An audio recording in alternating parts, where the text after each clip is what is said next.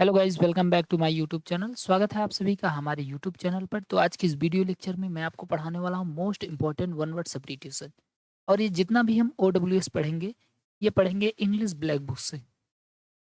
इसका हम set number 8 पढ़ने वाले हैं, जिसमें हम 141 से लेकर के 160 तक के OWS को कवर करेंगे। बाकी आपको इसका फ्री PDF लेना है तो आप हमारे इस टेलीग्राम चैनल से जुड़ जाइएगा। तो चलिए बिना टाइम वेस्ट किए वीडियो की शुरुआत करते हैं। पहला वर्ड आपके सामने है असाइलम। असाइलम का मतलब क्या होता है? असाइलम का मतलब शरण स्थली या अस्पताल, यानी एक ऐसा प्लेस जहाँ पर लोगों को शरण दिया जाता है, उसे हम असाइलम कहते हैं। ओके, इंग्लिश मीनिंग देख सकते हैं। प्लेस, एक ऐसा स्थान दैट प्रोवाइड्स रिफ्यूज, यानी जो रिफ्यूज, रिफ्यूज का मतलब क्या होता है? रिफ्यूजी मतलब होता है शरणार्थी, और रिफ्यूज का मतलब क्या हो जाएगा? शरण। यानी एक ऐसा प्लेस जहाँ पर शरण दिया जाता है, उसे हम क्या बोलेंगे? असाइलम। अ हॉस्पिटल, कोई ऐसा hospital where people who were mentally ill could be cared for often for a long time, यानी एक ऐसा स्थान या कोई ऐसा हॉस्पिटल जहाँ पर लोग मेंटली डिस्टर्ब होते हैं, मेंटली बीमार होते हैं, और उनकी केयर की जाती है। केयर मतलब देखभाल की जाती है। For often a long time, यानी लंबे समय तक, उसे हम क्या बोलेंगे? असाइलम। ओके, अगला वर्ड बहुत इंपॉर्टेंट है, एथीस्ट। एथीस्ट का मतलब क्या होता है? नास्तिक, यानी कोई ऐसा पर्सन जो इस बात को मानता ही नहीं कि इस दुनिया में ईश्वर का भी अस्तित्व है, यानी ईश्वर को बिल्कुल नहीं मानता है, उसे हम बोलते हैं अथिस्ट। और अगर हम यहाँ से ए काट दें तो ये थीस्ट बन जाएगा। थीस्ट का मतलब हो जाएगा कि एक ऐसा पर्सन जो ये मानता है कि इस दुनिया में ईश्वर का अस्तित्व है। तो एथिस्ट का मतलब जो भगवान को नहीं मानता है, और थीस्ट का मतलब जो भगवान को मानता है। ओके, तो एथिस्ट का मतलब क्या होगा? One who does not believe in existence of God, यानी एक ऐसा पर्सन जो ईश्वर के अस्तित्व में, एग्जिस्टेंस में विश्वास नहीं करता, उसे अथिस्ट बोलते हैं। अगला है आपका अटोनमेंट। अटोनमेंट का मतलब क्या होता है? प्रायश्चित। तो इसको याद कर लीजिएगा। टोन, एक आपको ऐसी टोन नहीं बोलना है कि आपको, टोन का मतलब क्या है? आपको ऐसी बात नहीं बोलनी है कि उस बात का आपको प्रायश्चित करना सब पड़े। ओके, तो अटोनमेंट का मतलब क्या हो जाएगा? प्रायश्चित हो जाएगा।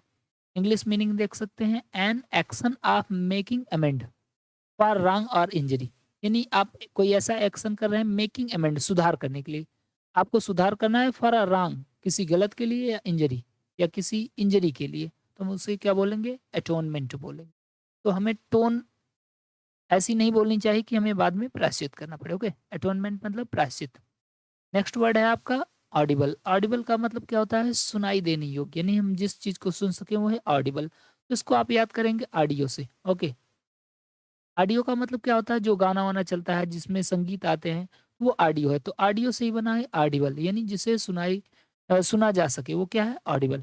इंग्लिश मीनिंग देख सकते हैं, that can be heard clearly, यानी जिसे स्पष्ट रूप से सुना जा सकता है, उसे हम ऑडिबल बोलते हैं। अगला वर्ड है आपका ऑडिट। ऑडिट का मतलब क्या होता है? लेखा परीक्षा या हिसाब किताब की जांच। तो ये शब्द बना हुआ है ऐसे। ऑडिटर आपने सुना हुआ ना? ऑडिटर का मतलब क्या होता है? ऑडिटर का मतलब जो ये हिसाब किताब करता है। तो ऑडिट का मतलब उसी चीज की जांच करना, लेखा परीक्षा। इंग्लिश मीनिंग देख सकते हैं, an official infection sorry inspection of companies और इंडिविजुअल अकाउंट, यानी एक आधिकारिक जांच आप कंपनी, किसी कंपनी की, और इंडिविजुअल अकाउंट या किसी व्यक्तिगत अकाउंट की, उसे हम क्या बोलेंगे? ऑडिट। ऑडिट मतलब लेखा परीक्षा या जांच। ओके, और ऑडिटर, देखिए ऑडिटर भी आ गया। ऑडिट, ऑडिटर, ऑडिटर का मतलब क्या होता है? हिसाब किताब करने वाला। तो जो ऑडिट करता है वो क्या है? ऑडिटर है। बस सिंपल सा ऐसे समझ सकते हैं। One who makes an official examination of accounts, यानी जो किसी अकाउंट की आधिकारिक रूप से जांच करता है, क्या कहेंगे? ऑडिटर बोलेंगे। या फाइनेंशियल रिकॉर्ड या किसी वित्तीय रिकॉर्ड की जांच करता है, उसे हम ऑडिटर बोलेंगे। अगला है ऑडिटोरियम। ऑडिटोरियम आप समझते हैं, ऑडिटोरियम मतलब सभागार। एक ऐसा प्लेस जहाँ पर लोगों की भीड़ इकट्ठा होती है, उसे ऑडिटोरियम बोलते हैं। इसको तो आपने सुना होगा ना, ऑडिटोरियम में लोग इकट्ठा होते हैं। इंग्लिश मीनिंग देख सकते हैं, अ बिल्डिंग, ऐसी building where an audience sits, यानी जहाँ पर ऑडियंस बैठती है, जहाँ पर जनता बैठती है, उसे हम ऑडिटोरियम बोलते हैं। अगला है अथेंटिक। अथेंटिक का मतलब प्रमाणित होता है। इसको भी आप लोगों ने सुना होगा, जैसे आप कोई चीज़ खरीदने गए तो बोलते हैं बहुत ही अथेंटिक चीज़ है। अथेंटिक का मतलब क्या होता है? जेन्युइन, प्रमाणित। ओके, अथेंटिक, रियल, इसको हम कह सकते हैं रियल चीज। तो अथेंटिक का मतलब क्या होता है? प्रमाणित।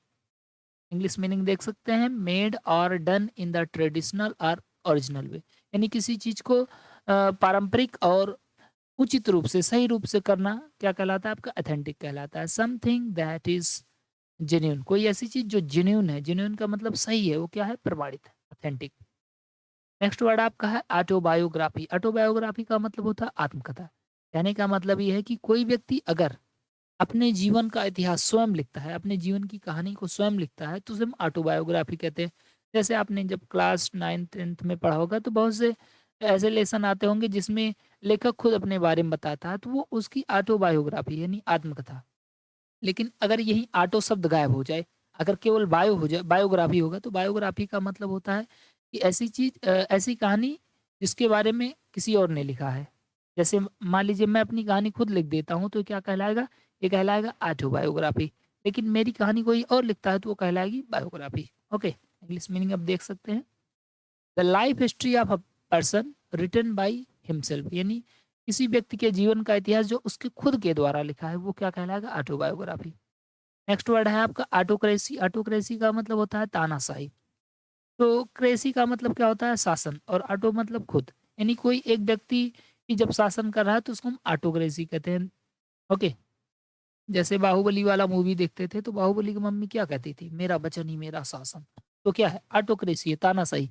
यानी जो राजा कहेगा वही बात लागू होगी, किसी जनता की बात नहीं मानी जाती, उसको ऑटोक्रेसी कहते हैं। इंग्लिश मीनिंग देख सकते हैं।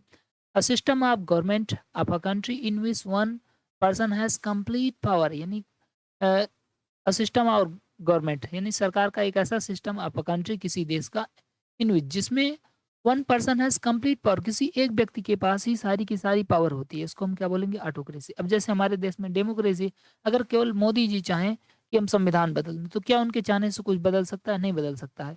जब तक कि मंत्रीगण, जो सांसद, विधायक, ये जो होते हैं, मिल करके काम नहीं करेंगे, तब तक ऐसा कुछ नहीं हो सकता। जनता भी उसमें भाग लेगी।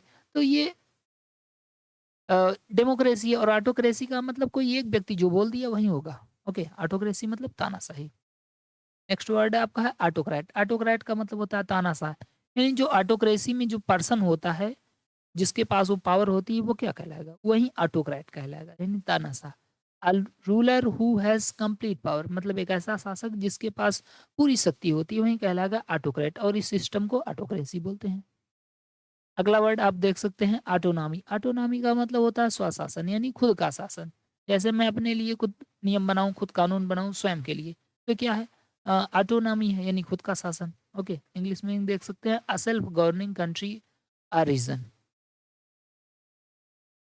अगला इंपॉर्टेंट वर्ड है ऑटोप्सी। ऑटोप्सी का मतलब होता है शव परीक्षण, यानी किसी डेड लाश, मतलब मरी हुई बॉडी का परीक्षण करना आपका ऑटोप्सी कहलाता है। इंग्लिश मीनिंग देख सकते हैं an official examination of a dead body, यानी किसी मृतक शरीर की आधिकारिक जांच बाय अ डॉक्टर, किसी एक डॉक्टर के द्वारा, in order to discover the cause of death, ताकि मृत्यु का कारण पता लगाया जा सके, उसे हम बोलते हैं ऑटोप्सी, शव परीक्षण कर।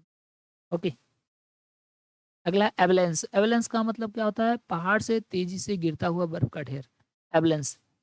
तो इसको याद कर लेंगे, एम्बुलेंस, जैसे एम्बुलेंस चलती है वैसे एवलेंस होगा। A mass of snow, ice and rock, यानी किसी बर्फ या किसी रॉक का टुकड़ा, फॉलिंग रैपिडली, बहुत तेजी से गिरता हुआ, down from a mountain side, किसी माउंटेन से। ओके, अगला है आपका एवेंट ग्रेड। एवेंट ग्रेड का मतलब होता है अपने क्षेत्र में अग्रणी, यानी कोई ऐसा पर्सन जिसके पास एक किसी काम को करने का काफ़ी एक्सपीरियंस होता है, तो वो क्या कहलाता है? एवेंट ग्रेड कहलाता है। मतलब कहने का ये है, ऐसे याद कर लेंगे कि उसने अपने समय में, अपने क्षेत्र में बढ़िया ग्रेड प्राप्त किया था, तो एवेंट ग्रेड का मतलब हो जाएगा आपका अपने क्षेत्र में अग्रणी। इंग्लिश मीनिंग देखेंगे, द ग्रुप, एक ऐसा group specially in the art, विशेष रूप से कला के क्षेत्र में, regarded as being the most experimental, यानी जिसे सबसे ज़्यादा अनुभवी माना गया हो, उसको क्या बोलेंगे? एवेंट ग्रेड बोलेंगे। नेक्स्ट वर्ड बहुत ही इंपॉर्टेंट है, एवराइस। एवराइस का मतलब होता है लोभ या लालच। तो इसको याद कर लेंगे, अब के वारिस, ऐसे, अब के वारिस। अब के वारिस कैसे होते हैं? लोभी होते हैं। अगर आप उनसे कुछ मंगाएँगे, जैसे आप चीनी मंगाए, तो कहेंगे हमको ₹2 दे दीजिए, हमको ₹5 दे दीजिए, हमको भी देंगे तभी लाएँगे। तो अब के वारिस कैसे होते हैं? लोभी होते हैं, लालची होते हैं। तो एवराइस का मतलब लोभ। इंग्लिश मीनिंग देख सकते हैं इनसैटिस्फेबल डिज़ायर फॉर वेल्थ, यानी धन के लिए बहुत ज़्यादा इच्छा होना। अगला वर्ड है आपका एवरासियस। एवरासियस का मतलब क्या होता है? लालची। ओके, तो जिस तरीके से हुआ था वही है ना, एवरासियस मतलब लालची हो जाएगा। Having an extreme desire for wealth, जिसके पास जिसके अंदर वेल्थ यानी धन की बहुत ज़्यादा इच्छा होती है, वो एवरासियस कहलाएगा, ग्रीडी कहलाएगा। अगला बहुत ही इंपॉर्टेंट वर्ड है एवियरी। एवियरी का मतलब क्या होता है? 25 साल। इसके पहले मैंने आपको क्या पढ़ा था? एपियरी। एपियरी का मतलब क्या होता है? एपियरी का मतलब एक ऐसा प्लेस जहां पर मधुमक्खियों को रखा जाता है, अ place where bees are kept. और एवियरी क्या होती है? एवियरी, एबी जो है वो पक्षियों के लिए रूट वर्ड होता है। ओके, और सॉरी यहाँ पर एपी मैंने लिख, हाँ, एपी का मतलब क्या होता है? बीज यानी मधुमक्खी। तो ये मधुमक्खियों के लिए था और ये किसके लिए? चिड़ियों के लिए। तो एवियरी मतलब 25 साल। A place where birds are kept, जहाँ पर चिड़ियों को रखा जाता है उसको हम बोलते हैं एवियरी। जहाँ पर भी एपी मिलेगा तो उसका मतलब 25 से होता है। ओके, अ प्लेस एक ऐसा place where birds are kept.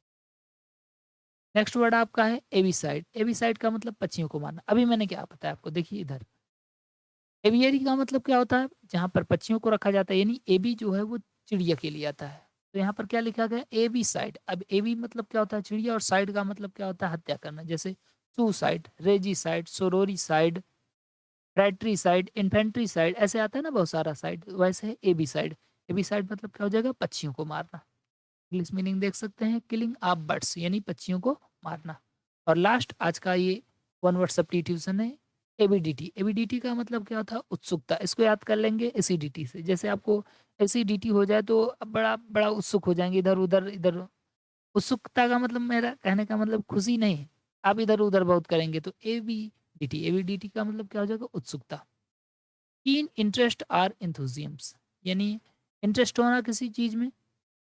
तो गाइज अगर वीडियो पसंद आए तो प्लीज़ वीडियो को लाइक करें। बाकी चैनल पर नए हो तो चैनल को जरूर सब्सक्राइब करें। इसका पीडीएफ लेना है तो आप हमारे इस टेलीग्राम चैनल से जुड़ जाइएगा, क्योंकि जैसे ही वीडियो अपलोड होता है उसके 2 घंटे बाद ही इसका पीडीएफ अपलोड कर दिया जाता है। Thank you so much. जय हिंद, जय भारत।